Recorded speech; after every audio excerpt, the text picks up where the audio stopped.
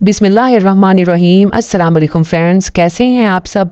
उम्मीद करती हूँ आप सब ईमान और सेहत की बेहतरीन हालत में होंगे और मेरी दुआ है कि आपका आज का दिन बहुत अच्छा गुजरे।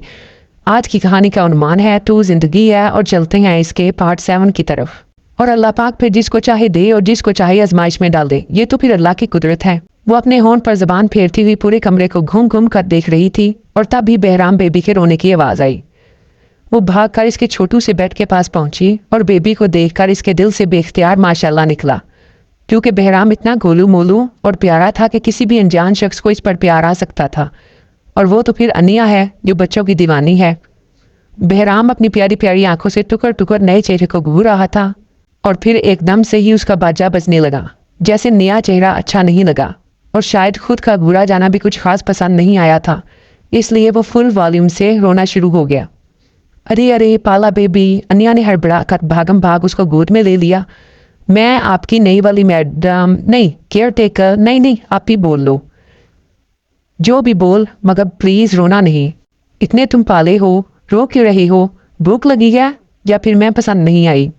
अनिया की चलती जबान को देखकर वो एक बार फिर से रोना भूल गया और उसको देखने लग गया, क्योंकि ऐसी बातें तो सिर्फ उसके साथ मोहतसिम ही करता था, वरना शब्बू और नसरीन तो बस अपनी ड्यूटी ही पूरी करती थी।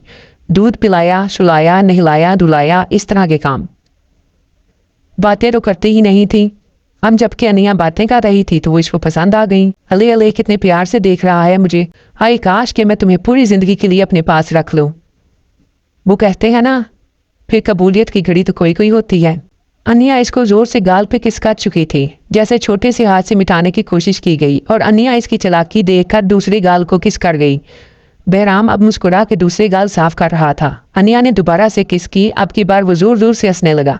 माशाल्लाह माशाल्लाह, अल्लाह पाक नजर न लगाए, कितना प्यारा हंसते हो। चलो बेबी, पहले हम फ्रेश होंगे, इसके बाद मिनी ब्रेकफास्ट करेंगे। एक तो शबाना बाजी से आपका नाम भी नहीं पूछ सकी। मैं भी कितनी पागल हूं ना शोना। ओ, आज से आप मेरे लिए शोना हो, ओके शोना। अब की बार शोना साहब भी हाथ मार मार कर बातें करने लगे। अगर अनिया की तरह दूसरी मैडम बातें करती तो अब तक बहराम छोटे छोटे अल्फाज जरूर बोलता, मगर वो दोनों तो बस अपना काम ही पूरा करती थी।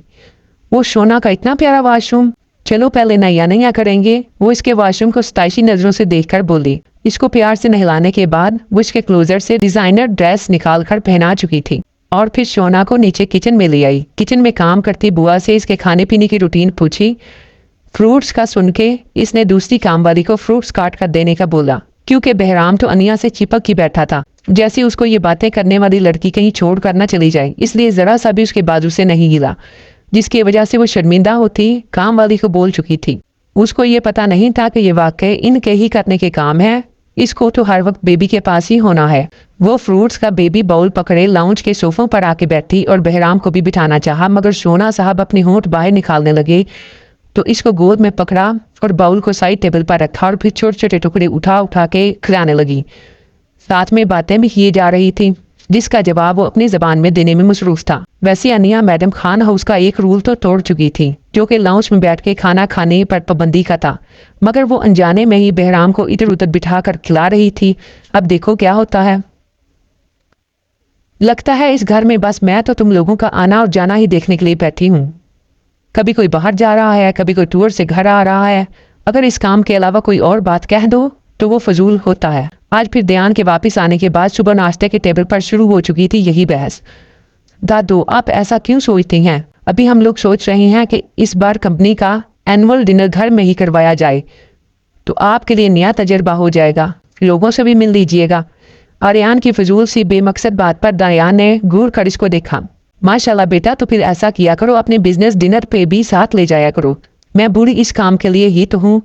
दादो की तंजिया बात पर आर्यान ने माथा मसला और खुद की बात पर दिल ही दिल में खुद को कोसा।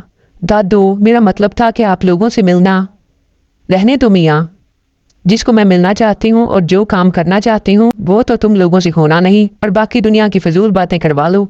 दादी गुस्से से बोलकर अपनी स्टिक की ठक ठक से ड्राइंग रूम से बाहर चली गई। दयान ने गुस्से से हाथ में पकड़े फोक को प्लेट में रखा और तंजिया निगाहों से लाडले को देखा। क्या अब आप ऐसे क्यों देख रही हैं? जो बातें दादू कर के गई हैं वो आपके लिए थी और पिस मैं गया हूँ हमेशा की तरह। मिस्टर आर्यान, तो आपको किसने बोला था कि दादू की बात को टोकें या फिर अपना सजेशन दें? जब दरमियान में कूदोगे तो ऐसा ही होगा ना, आराम से सुन लिया करो। दयान की बात पर लाडले को चुप लगी क्योंकि ये बात तो वाकई ठीक बोली थी। वो हमेशा दरमियान में कूद जाता था। आई एम सॉरी, पता नहीं क्या हो जाता है। अब तुम ही दादू का मूड फ्रेश करोगे और इसके बाद ऑफिस आओगे। Got it? बट दादू का मूड आपकी शादी से ही खुश होगा, तो वो इस जन्म में नहीं हो सकती।